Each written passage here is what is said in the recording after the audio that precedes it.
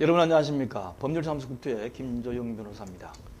우리가 세상 일을 살다 보면 날짜, 일자, 일수를 계산해야 될 필요성이 있습니다. 그리고 거기에 따라 또 금전소송 같은 경우에 이자를 계산해야 될 경우가 있는데, 예를 들면 금년 1월 21일부터 7월 1일까지 며칠이냐? 그러면 셀 수가 없잖아요. 그래서 가끔 판결문을 받다 보면 금전으로 지급을 명하는 판결문은 몇 월부터 몇 월 며칠까지는 연 5%, 그 다음 날로부터 다음 날까지는 예를 들면 연 12%, 이렇게 하는 거예요. 그런데 막상 돈을 갖고 싶다. 그런데 계산을 못합니다. 정말 힘들어요. 그래서 흔히 얘기하는 이 계산기 가지고 두드리면 할 때마다 틀리고, 엑셀을 가지고 계산하면 엑셀을 할 줄 모르는 분들은 더 힘들지 않습니까? 그래서 이것을 아주 쉽게 하는 방법을 제가 여러분께 해드릴 테니까 꼭 판결에 따른 일수 및 일자 또는 이자 계산뿐만 아니고 흔히 얘기하는 우리 며칠부터 며칠까지 며칠이나 되지? 이런 필요성이 있을 적에는 이걸 이용해 보시기 바랍니다. 어디냐면 대한법률구조공단 홈페이지를 이용하시면 아주 쉽게 나와 있습니다. 일부 포털 사이트에 네이버나 이런 데도 나와 있는데 일수 계산하는 게 제가 보기엔 틀려요. 이거는 민법에 있는 거하고 일반 상식하고는 하루 차이가 납니다. 그래서 틀리기 때문에 대한법률구조공단 홈페이지를 이용하시는데 어떻게 하는지 보겠습니다. 자, 검색 포털에서 대한법률구조공단 들어갔죠. 자, 들어갔습니다. 그러면 들어가면 대한법률구조공단 위에 이제 여러 가지 메뉴가 있는데 요 위에 법률 정보라고 되어 있는 걸 클릭하세요. 그럼 여기를 클릭하면 이런 식으로 밑으로 바가 쭉 딸려서 나옵니다. 몇 가지가 있겠죠. 법률서식, 법률상담, 구두사례인데 그 중에 소송비용 자동계산. 소송비용이 왜 이게 들어가지? 뭐 일수하고 그 다음 이자 계산하는데, 근데 여기 같이 들어가 있어요. 소송비용 자동계산을 클릭하면 이렇게 뜹니다. 그런데 소송비용 자동계산이라 뜨는데 밑에 아무리 봐도 없어요. 일수 계산하고 이자 계산하는 게. 그런데 오른쪽에 끝에 기타 사건 비용 계산이라는 걸 클릭을 하면 너무 좀 드러내놓으면 너무 숨겨놨죠? 하면 이렇게 나옵니다. 그래서 여기에 일수 계산, 이자 계산이 나와요. 그래서 먼저 일수 계산을 어떻게 하는지 보겠습니다. 자, 일수 계산입니다.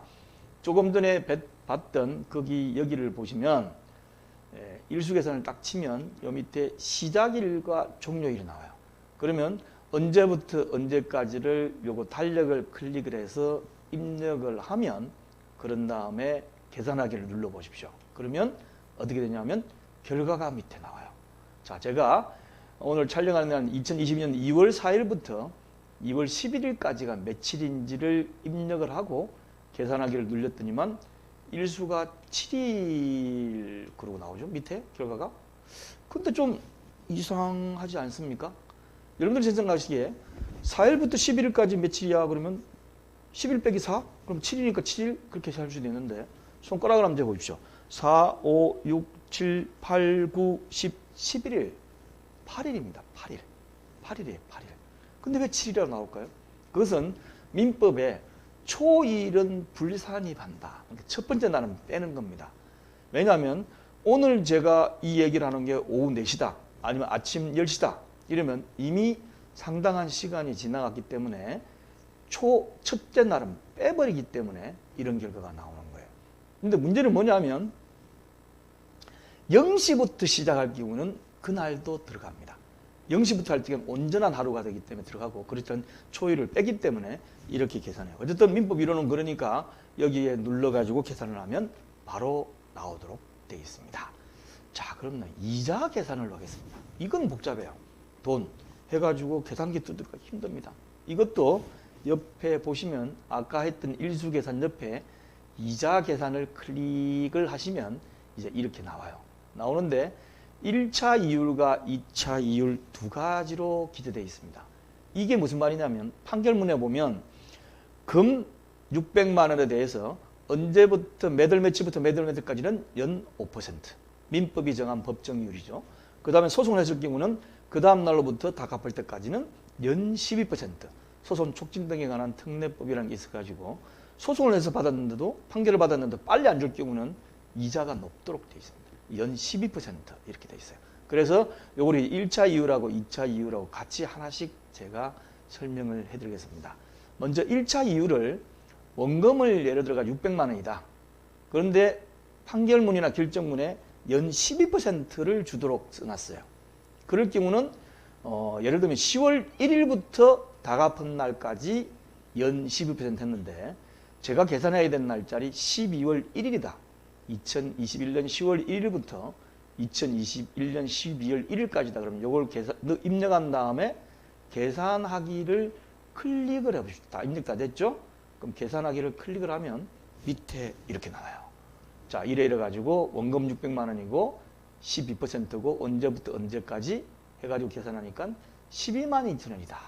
그런데 오늘자 말고 내일자로 또 할 때 내일 가서 또 클릭을 하면 금방 티납니다. 금방. 그래서 이렇게 나오는 이 부분이 이제 계산할 필요 없이 바로 순식간에 튀어나오는 겁니다. 자, 그러면 1차 이유라고 2차 이유로 두 가지 나눠져 있는 판결문도 있습니다. 언제부터 언제까지는 연 5%, 그 다음 날부터 다음 날까지는 연 12% 이렇게 되어 있으면 일단 구분해서 1차 이유를 이렇게 계산해 가지고 언제부터 언제까지다 해가 입력을 하고 그 다음에 2차 이유를 언제부터 언제까지다 해가지고 또 날짜를 기재를 해서 계산하기를 다 완료가 되면 클릭하면 이렇게 오른쪽에 나옵니다. 1차 적용 기간은 5만 원, 2차 적용 기간은 12만 원. 그래서 합계가 17만 원이다. 이렇게 나오는 거죠. 어떻습니까? 여러분 간혹 가다 보면 그 탤런트 이덕화 씨가 뭐 아우 머리 아파 뭐 이렇게 최근에 유행한 드라마 있죠.